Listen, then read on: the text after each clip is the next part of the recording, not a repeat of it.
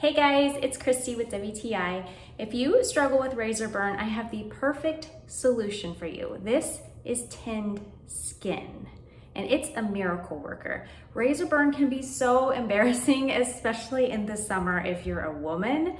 So how I use this, it's a liquid. So I apply it directly to a cotton ball or a cotton round, and when I'm done shaving, I clean the area that I just shaved, and then I will also do the same thing the next day or two afterwards.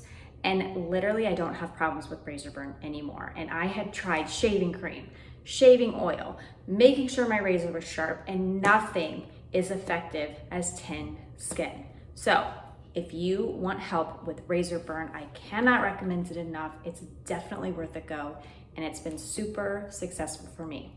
And that's my point of view.